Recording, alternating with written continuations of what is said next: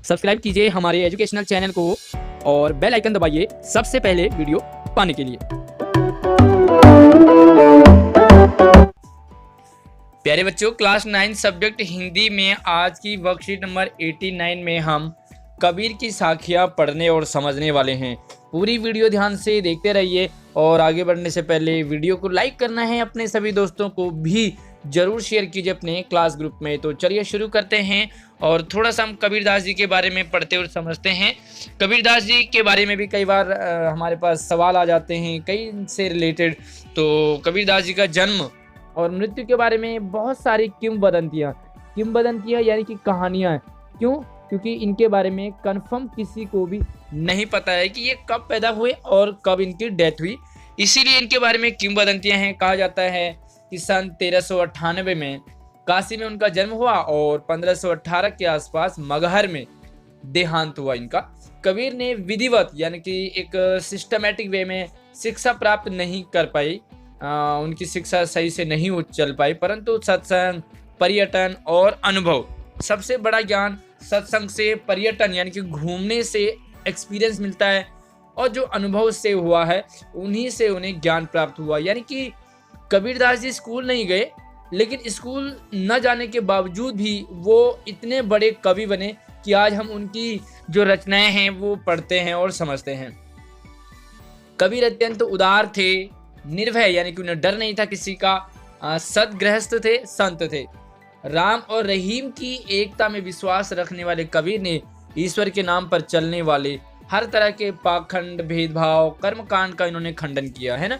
तो ये राम को भी मानते थे, रहीम को भी मानते थे, और जो राम और रहीम के नाम पर पाखंड करते थे यानी कि झूठा ढोंग करते थे, ढकोसला करते थे, तो उनका इन्होंने क्या किया? खंडन किया। उन्होंने अपने काव्य और धार्मिक सामाजिक भेदभाव से मुक्त मनुष्य की कल्पना की। उन्होंने कहा कि देखो, हमें भेदभाव नहीं करना चाहिए, हमें आडंबर नहीं करना चाहिए, दिखावा नहीं करना चाहिए। समाज में बहुत सारी ऐसी कुरीतियां चल रही थी, जो हमारे कबीरदास जी हैं उन्होंने उनका खंडन किया। ईश्वर प्रेम, ज्ञान, वैराग्य, गुरु भक्ति, सत्संग और साधु महिमा के साथ आत्मबोध और जगत बोध की अभिव्यक्ति उनके काव्य में हुई है। यानी कि वो कहते थे ईश्वर से प्रेम करो, ज्ञान, वैराग्य, ये सारी बातें तो उनके जो दोहे थे उनमें होते थे, लेकिन खासकर वो कहते थे आत्मबोध करो यानी कि अपने आप को पहचानो, और दूसरी चीज कहते थे जगत बोध करो यानी कि संसार को भी जानो, खुद को जानो, संसार को जानो। उनके काव्य में इसी प्रकार के उन्होंने दोहे रचे हैं। कबीर की भाषा की सहजता ही उनकी काव्यात्मकता की शक्ति, यानी कि उनकी जो भाषा थी वही उनका काव्य था। बड़ा ही अच्छा, मतलब उन्होंने सामान्य बोलचाल की भाषा में ही अपने जो दोहे लिखे। जन भाषा के निकट होने के कारण उनकी काव्य भाषा भी कैसी थी? जन भाषा थी। तो वो दार्शनिक चिंतन को सरल ढंग से उन्होंने व्यक्त किया है। यानी कि जब हम किसी लोकल लैंग्वेज में बात करते हैं तो हमें बहुत जल्दी समझ आ जाता है, तो कबीरदास की भी भाषा लोकल लैंग्वेज में ज़्यादा देखी जाती है। तो चलिए, इसका जो आज पहला दोहा है वो हम देखते, पढ़ते और समझते हैं कि क्या कहते हैं कबीरदास जी इस दोहे में। उम्मीद करूंगा आपको कबीरदास जी के बारे में काफ़ी कुछ नया सीखने, समझने और पढ़ने को मिला होगा। तो चलिए यहाँ पर इसे हम पढ़ते हैं, उसके बाद हम इसे गाते हैं कि मान सरोवर सुभर जल, हंसा केली कराही, मुक्ता फल मुक्ता चुगे, अब उड़ी अनत न जाई। तो प्यारे बच्चों, यहाँ पर जो कबीरदास जी हैं वो मान सरोवर यानी कि मन रूपी तालाब। हमारा मन क्या है? वो एक तालाब की तरह, इन्होंने यहाँ पर मन को तालाब की संज्ञा दी गई है।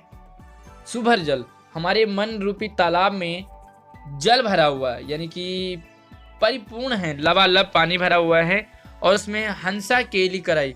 केली कहते हैं खेलना, हंसा कहते हैं हंसों को। तो हंस रूपी आत्मा हमारे मन में, हृदय में हंस तो खेलेंगे नहीं, तो हमारे मन रूपी तालाब में हंस रूपी आत्माएं केली कराई यानी कि क्रीड़ा कर रही है, खेल रही है, मस्त हो रखी है। मुक्ता फल मुक्ता चुगे, अब उड़ी अनत न जाए। तो प्यारे बच्चों, वो कहते हैं कि जो हमारे मन रूपी तालाब में हंस रूपी आत्माएं क्या चुगती हैं? मुक्ता फल। तो यहाँ पर जो मुक्ता फल है वो क्या है? हमारे मन में मोतियां तो है नहीं, हमारे मन में मोतियां हैं अच्छी बातें, हमारे मन में मोती है प्रभु की भक्ति, अच्छा आचरण, सब कुछ अच्छा करना, दूसरों की भलाई करना, सबकी सेवा करना, बड़े बुजुर्गों का सम्मान करना, अपने टीचर्स की रिस्पेक्ट, अपने पेरेंट्स की रिस्पेक्ट, अपने बड़ों की रिस्पेक्ट। तो यही चीज़ें यहाँ पर मुक्ता फल है, यानी कि मोती क्या है, अच्छी अच्छी बातें। तो कहते हैं कि अच्छी अच्छी बातें वो उसमें से निकालते कौन, हंस रूपी आत्माएं। अब उड़ियानत न जाए और उन्हें वहीं पर आनंद आ जाता है। तालाब में पानी भी भरा हुआ है, खेल भी रहे, अच्छी अच्छी बातें यानी कि मोतियां भी चुग रहे, तो उनका कहीं दूसरी जगह जाने का मन नहीं करता है। यहाँ पर कबीरदास जी प्रभु की भक्ति से भी जोड़ते हैं कि जो हमारा मन जब पवित्र हो जाता है तो हम क्या करते हैं, उसमें बड़े मस्त होते हैं और प्रभु भक्ति करते हैं निष्कपट, और उसी प्रभु भक्ति में हम लीन हो जाते हैं, बड़े मस्त हो जाते हैं, तो हम कहीं दूसरी जगह जाने का हमारा दिल नहीं करता है। तो चलिए इसे थोड़ा सा इसे गा लेते हैं और उसके बाद इसके क्वेश्चन आंसर पर हम देखते हैं। कबीरदास जी के दोहे की तरह गाना आपने कि मान सरोवर सुभर जल हंसा केली कराय, मुक्ता फल मुक्ता चुगे, अब उड़ियानत न जाय कबीरा, अब उड़ियानत न जाए। तो कैसा लगा आपको हमारा गाना, वो भी आपने कमेंट में जरूर बताना है। तो चलिए इससे रिलेटेड हमारे पास 3 सवाल है, इन तीनों सवालों को देखते हैं, समझते हैं और करने की कोशिश करते हैं। पहला सवाल है, मानसरोवर से कवि का क्या आशय है। तो प्यारे बच्चों, मानसरोवर का शाब्दिक अर्थ है तालाब, और यहाँ पर मानसरोवर मन को कहा है। मन रूपी तालाब, हमारा मन तालाब की तरह है और उसमें पानी भरा हुआ है। तो यहाँ पर आप कह सकते हैं कि मानसरोवर से कवि का आशय है उस तालाब से जो हमारा मन है। तो मन रूपी तालाब में हमारा जो प्रेम है, वो अच्छी बातें हैं, उससे भरा हुआ है हमारा मन। तो आप ये बातें इस पहले सवाल में लिख सकते हैं। दूसरा सवाल है, मनुष्य परम मोक्ष का आनंद किस प्रकार प्राप्त कर लेगा। तो मनुष्य जो है परम मोक्ष का आनंद प्रभु भक्ति से कर लेगा, प्रभु की भक्ति करेगा, यहाँ पर अच्छी अच्छी बातें सीखेगा, अच्छे अच्छे काम करेगा। जैसे अच्छे काम का मतलब है कि लोगों की सेवा करना, मम्मी पापा की बात माना, टीचर की रिस्पेक्ट करना, तो ये सारी अच्छी बातें हैं। तो इसी प्रकार वो अपना आनंद कर लेगा, आनंद प्राप्त कर लेगा। तीसरा सवाल है, मुक्ति का मार्ग हमें किस प्रकार प्राप्त हो सकता है। तो मुक्ति का मार्ग कैसे प्राप्त होगा, हमें प्रभु की भक्ति करने से होगा, अच्छी अच्छी बातें सीखने से, अच्छी अच्छी बातें करने से और अच्छे अच्छे काम करने से ही हमें मोक्ष और मुक्ति का मार्ग जो हमें मिल सकता है। तो बस आज की वर्कशीट इतनी ही थी। कैसी लगी मुझे कमेंट करके बताना। कोई सवाल समझ में ना आया हो तो मुझे कमेंट कर सकते हैं। वीडियो को लाइक कीजिए, शेयर कीजिए अपने सभी दोस्तों को। धन्यवाद।